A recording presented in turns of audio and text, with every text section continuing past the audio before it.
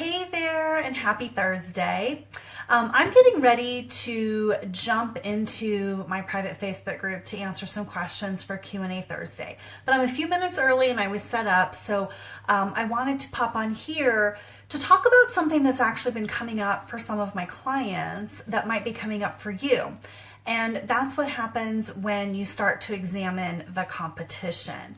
And it's one of the things I recommend you do as part of your own brand discovery process so that you can position yourself against or separate from your competition. But oftentimes it has a negative effect.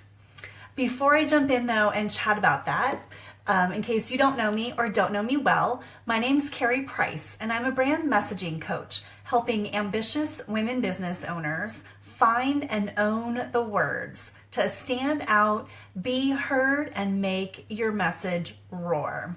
My sign's backwards, and that's because I'm on my phone, which I think I've talked about before. And if you're not aware of that, most of the time when you're going live from your phone, it flips the image. Anyway, that's not the point of today's topic. But this has come up recently for one of my clients, and it comes up frequently, and I just want to share a couple thoughts with you on it. And it's really easy. People sometimes call it comparisonitis. But as part of building a strong messaging foundation that truly helps you roar, which by the way is relatable, one of a kind, actionable, and reliable. The key in there is one of a kind. In order to know what you're creating is going to be one of a kind, you need to look at the market, and that means you need to look at your competition.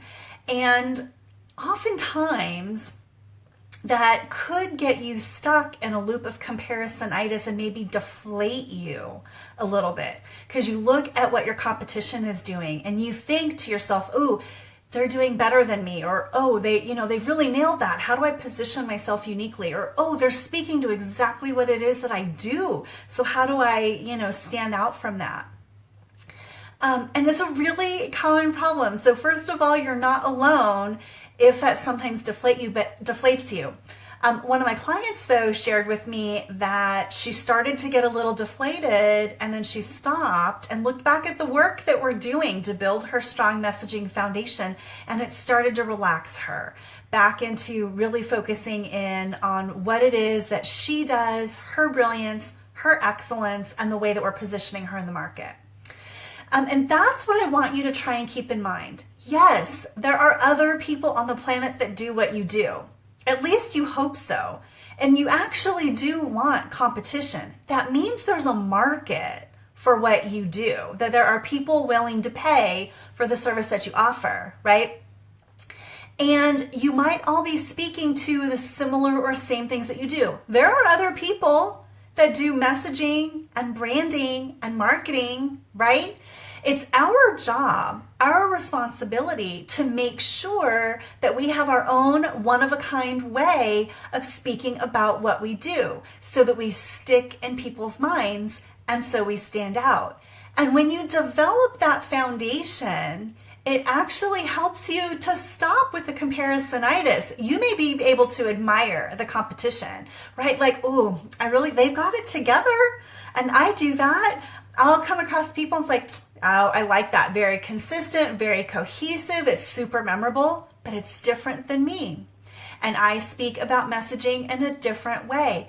I also probably attract a different ideal client."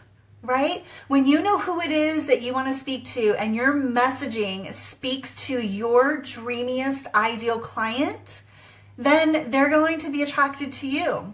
But you can't serve everybody on the planet, nor should you want to. You should really be thinking about who your dreamiest clients are and speak to them. Let there be other people in the world to service everybody else. I love having connections. I might not be the right person for you when you're ready to work on your messaging. That doesn't mean I don't want you to, it doesn't mean I want you not to work on your messaging. I would rather help you find the person that's going to help you than not do it at all, because I believe it is a foundational, critical piece of your business. And if you don't do it, it's so much harder to market yourself and attract your ideal clients. So if I'm not the right person, that's okay. If I can help you find the right person, that's great too. So try not to let your analysis of your competition deflate you. I know it's hard, and even though in my head I know that I don't and that's not the right thing, I fall victim to it too. I'll see somebody totally rocking it with a great message, putting themselves out there. They're on their path, serving their people. I am on my path, serving mine. So it's okay if it gets to you for a moment. Just try and take a step back, really hone in on your brilliance. And when you find the one-of-a-kind words that you can own in the market to attract your ideal client, that gets so much easier. So that's all I wanted to share with you today. I hope you're having a really fantastic day. And no matter what you do, I hope you are out there making your message roar. Talk to you soon. Bye.